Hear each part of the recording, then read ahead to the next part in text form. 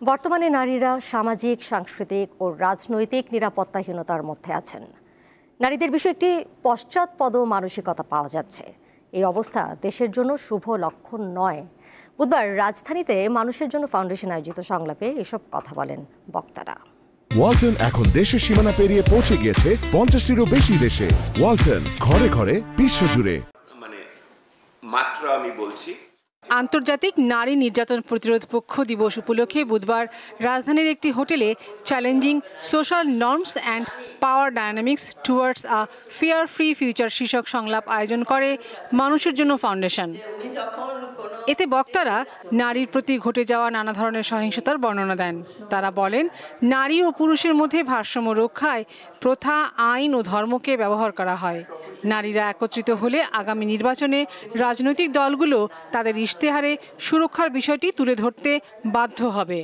সবাইকে একত্রিত করেন, রাজনীতিবিদদের ধরেন, নির্বাচন করতে চাচ্ছে, আমাদের কথা শুনতে হবে।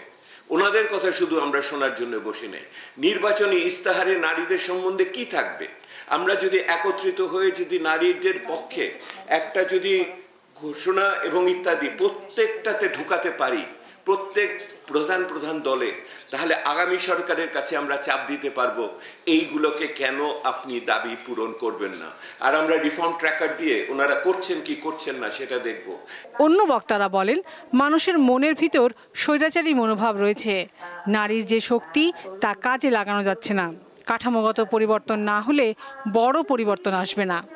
এত বড় একটা অভ্যুত্থান, এত বড় একটা আন্দোলন, যেখানে 70% আমাদের তরুণ মেয়েরা ছিল মাঠে, 60% ছিল মাদ্রাসার ছেলেমেয়েরা। Mind you, this is to be noted. এখানে এই যে আন্দোলনের সময় মেয়েরা এত সাহস নিয়ে বেরিয়ে এসে পরবর্তীকালে তারা সেই সাহসের জায়গাটা যে হারিয়ে ফেলে, সেটা নিয়ে অনেক বিশ্লেষণ হতে পারে। আমি সেখানে যাচ্ছি না। আমি শুধু বলতে চাইছি যে এই শক্তিটাকে কেন আমরা আমাদের রাষ্ট্রীয় জায়গায় এবং আমাদের এনজিওর জায়গায় আমরা আরো শক্তভাবে কাজে লাগাতে পারছি না।